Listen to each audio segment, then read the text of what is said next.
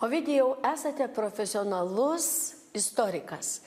4 metus uždarbiavote, gyvenote Anglijoje. Tėveliai Radviliškyje, vienturtis sūnus. Ko dar nepasakiau, nes visi šiaip pamatė, kad vadinasi kūrėte. Stengiuosi džiaugtis kiekvieną gyvenimo akimirką ir kuriu. Mano muzika yra labai svarbi, mano gyvenimo palydovė ir aš su muzika išreiškiu save, nors gyvenime tenka daryti ir visai kitus dalykus. Iš ko nupintos jūsų dainos?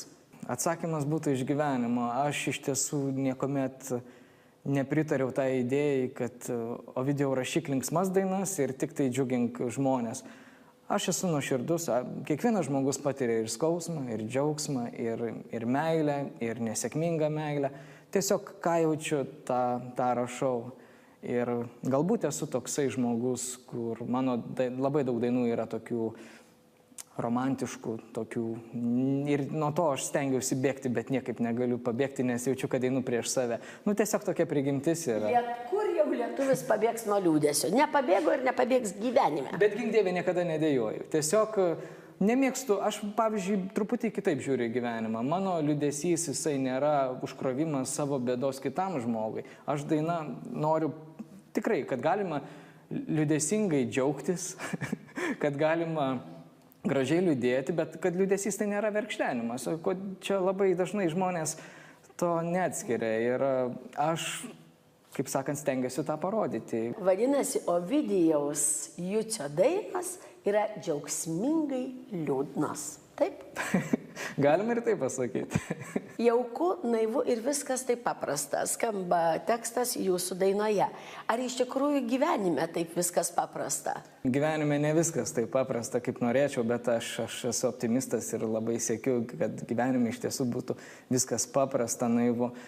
Iš tiesų patys laimingiausi yra žmonės tie, kurie tiesiog tiki gerais dalykais ir svarbiausia, kad visuomenė neužgožtų to tikėjimo. Ir nuoširdūs dalykai iš tiesų daro patį laimingiausią žmogų, iš tiesų, kuomet nesislėpėme už kaukių, nes kažkada kaukės vis tiek atsisuka prieš mus. Teko paragauti emigranto duonos ir sugrįžote į Lietuvą, nes vis dėlto labai savo krašto ilgėjotės ir čia jau garbaus amžiaus tėveliai, todėl jūs, taip sakant, kaip vienturtis sūnus, grįžote tam, kad būtumėte šalia jų. Ne kiekvienas tai pasielgtų, sutikime, galvotų, kągi čia padarysi, jūs jaunas, jūs siekiantis ir žavus.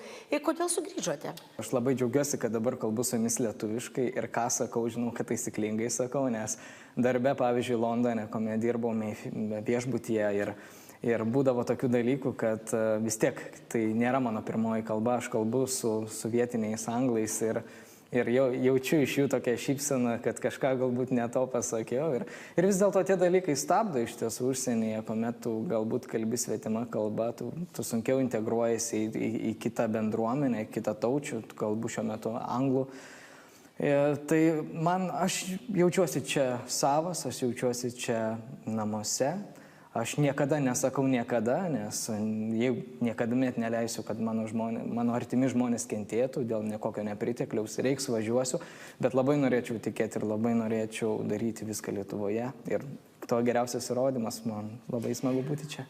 Jūs mokėte lietuviukus lietuviškai dainuoti, lietuviškai gražiai skaityti, nes jų tėvai jau emigravę, pavyzdžiui, keleri arba net ir daugiau metų. Kaip tie vaikai reagavo?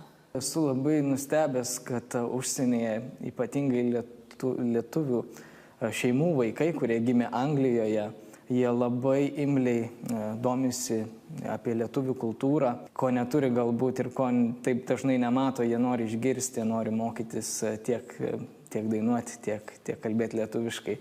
Ir aš, pavyzdžiui, ne tik Londone mokiau ir vaikus, bet ir Airijoje taipogi. Grojau, buvau pasamdytas, nes atlieku ir savo vaikiškas kūrybės dainelės. Mane dažnai labai pasikviesdavo ir Airijos bendruomenės, visokie darželiai lietuvių.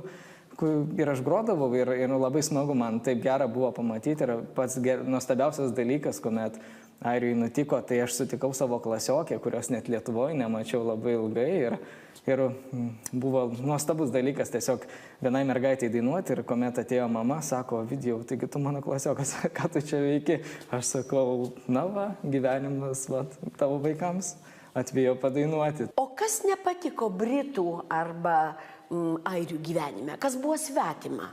Labiausiai galbūt jaučiausi nesavas. Toje valstybėje toksai kaip nelygiavertis su kitais žmonėmis, gal taip pasakysiu. Prašalaitis? Ne prašalaitis, bet tiesiog Nesavas. atvykėlis, tiesiog atvykėlis uždarbiauti. Tai ta atvykėlio tokia etiketė nėra maloni? Nėra maloni, žinoma, kad nėra maloni.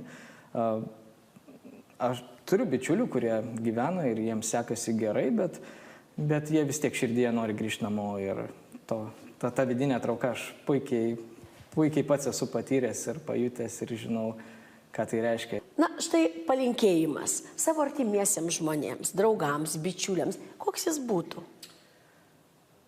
Tiesiog bendraukime vienas su kitu, nebijokime atvirumo. Aišku, reikia žinoti, su kuo atvirai bendrauti, kad atvirumas kartais neatsigręžtų prieš mus pačius, bet tiesiog žinoti, turėti tam tikrų žmonių, su kuriais galima išsišnekėti, išsikalbėti ir tuomet mes jausimės geriau.